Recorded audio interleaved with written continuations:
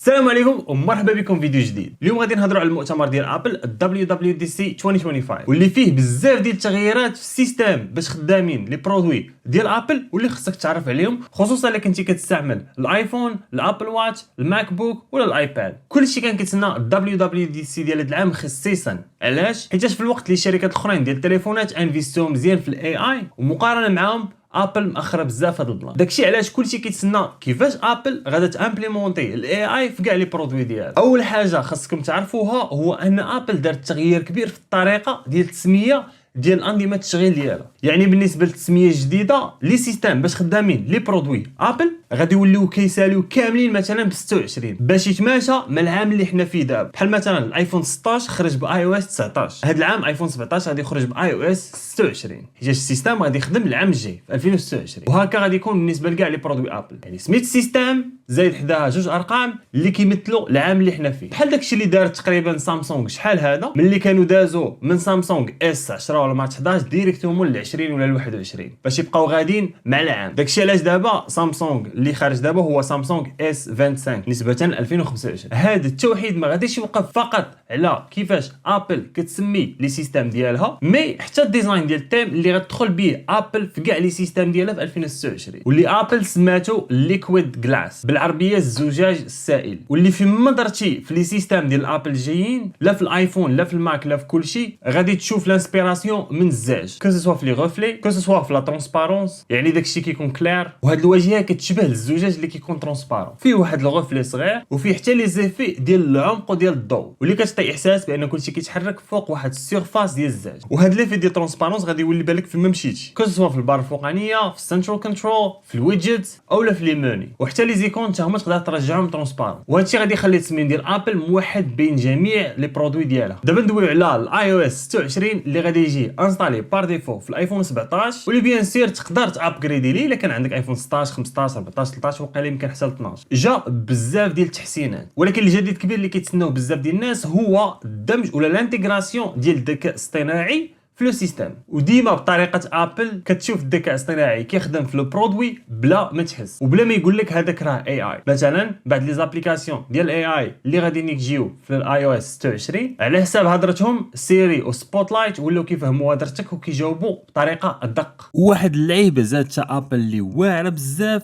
وهي خاصيه اللي سميتها كول سكرينين. يعني ملي شي واحد مجهول كيتصل بيك سيري كتجاوب عليه بلاصتك وكتطلب منه يقول شكون هو وعلاش باغي يهضر معاك، وانت من بعد كتقرر واش تجاوب ولا لا. وماشي غير هكاك، كاين حتى الهولد اسيس. دابا مثلا كتحاول تهضر مع شركه وخلوك مثلا في انتظار، كيديروها بزاف الشركات القضيه، سيري كتبقى تسمع بلاصتك وحتى كيسالي الانتظار وكيجاوبوك، كتنبهك باش تعاود تدخل في المكالمه. وهادشي بطبيعه الحال يقدر يوفر لك الوقت. ماشي غير في المكالمات مي حتى في الميساجات كاين تغيير. مثلا دابا تقدر دير استطلاع ولا بول في الجروبات بحال فين نمشيو مثلا، والباك جراوند ديال الشات دابا تقدر تبدلها بحال البلان ديال الواتساب وكلشي في الجروب يشوف نفس الباك جراوند. تايبين انديكيتورز دابا ولا كيبين لك شكون اللي كيكتب في الوقت الحقيقي مثلا في ان جروب. ودابا ولات حتى ترجمه ديال الرسائل مباشره في حاله الا كنتي كتهضر مع شي واحد ما كيهضرش نفس اللغه ديالك. واحد اللعيبه اللي زوينه عاوتاني مثلا ملي كنتي كتدخل لابليكاسيون ديال الميساجات كتلقى الروينه تما، كتلقى السبامرز، كتلقى الناس اللي كتعرفهم صيفط لك ميساجات،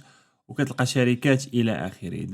دابا بالذكاء الاصطناعي السيستم غادي يولي فلتري لك واش يصنفها سبام ولا لا ويخلي لك غير الميساجات اللي مهمين. واحد الخاصيه اللي فريمون انتريسونت واللي واعره ديال بصح واللي فريمون كنتسناها وباغي نجربها سميتها لايف كول ترانسليشن. يعني تقدر تترجم لك المكالمات الصوتيه مباشره. مثلا انت داوي مع شي واحد ما كيهضرش باللغه ديالك، الو السلام عليكم، انت كتهضر بالعربيه هو كيهضر مثلا بالروسيه، هاد الفونكسيون تقدر تترجم الهضره ديالو من الروسيه للعربيه وتكتبها لك تماك في ليكرون اون طون ريال ومباشره. وهادشي خدام بالتليفون ديالك وما غاديش يحتاج الانترنت. دي زانترفاس اخرين حتى هما تبدلوا بحال مثلا لابليكاسيون ديال الكاميرا ولات سامبل كثر وفي المنيو ديالها كتلقى الديزاين حتى هو، ميم لي تكست حتى هما ولا فيهم هاد ليفي ديال ترونسبارون. وزاد واحد اللعيبه حتى هي اللي تقدر تكون زوينه، مثلا الا كانوا عندك بزاف ديال التصاور وانت كنتي كتقلب على تصويره واحده تقدر تمشي وتكتب بغيت هاد التصويره مثلا اللي فيها اشنو كتوصف ليه التصويره وهو كيمشي كيقلب الجاليري فوتوز ديالك وكيلقاها. واحد القضيه اللي واعره هنايا واللي خاصه بابل حيتاش هو لو سيستم لو بلو سيكوريزي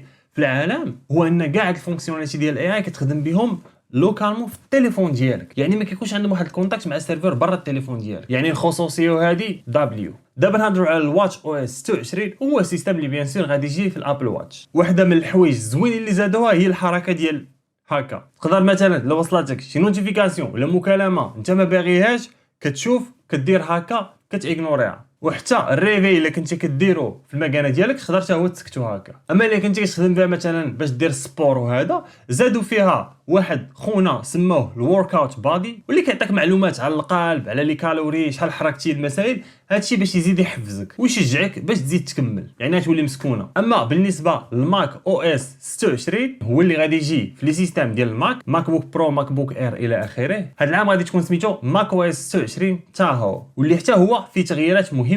بطبيعه الحال نفس اللغه ديال الديزاين في الويدجيتس، في لي زانترفاس، في المنيو، في البار الفوقانيه وكل شيء، يعني الديزاين ديال ليكويد جلاس وسبوت لايت اللي كنتي كتخدم بها بزاف في الماك ديالك، زادوا فيها بزاف لي فونكسيوناليتي اللي ذكيين، بحال كتحل لك لي زابليكاسيون وكتاخذ منك اوامر مباشره من الكلافي بلا ما تحرك لا سوري، وحتى الشورت كاتس ولا الاختصارات، بحال مثلا كتب ميساج هاد خونا اشنو فيه يقدر مثلا يمشي بلا ما تحرك لا سوري. الناس اللي كيخدموا بالسبوت لايت بزاف في الماك غادي يعجبهم هاد البلان. اما بالنسبه للايباد او اس 26 يقدر يكون هو الصدمه ديال هاد العام. التحديث ديال الايباد او اس فريمون كبير هاد العام، ولاو فيه بزاف الخصائص اللي كتلقاهم غير في الماك او اس. حيت كان ديما السؤال واش تقدر تخدم بالايباد برو في بلاصه الماك بوك ديالك، اولا واش الايباد برو كافيه انك ترومبلاسي لك الحاسوب ديالك. دابا اي فونيتر واي ابليكاسيون كنتي حاله فيها تقدر تصغرها تكبرها وتحطها في ما بغيتي في الاكرون، وبحال الماك تيولي فيها 3 نقاط ديال التحكم اللي هما اكس غيدوير وحتى هي اللي كتكبر الفونيتر، وحتى البار الفوقانيه ديالها غتولي فيها بحالها بحال الماك، يعني كاع لي بوطون اللي كتلقاهم في البار الفوقانيه ديال الماك كتلقاهم فيها. والكيرسور غادي يولي حتى هو بحال ديال الماك، ماشي غير هذاك الكيرسور اللي داير بحال هكا بحال النقطه. واحد الحاجه مهمه، دابا لي زابليكاسيون يقدر يخدموا يفونكسيونيو في الباك جراوند، يعني مثلا الا كنتي خدام في فاينل كات برو كتاكسبورتي شي فيديو، تقدر مثلا دابا في الايباد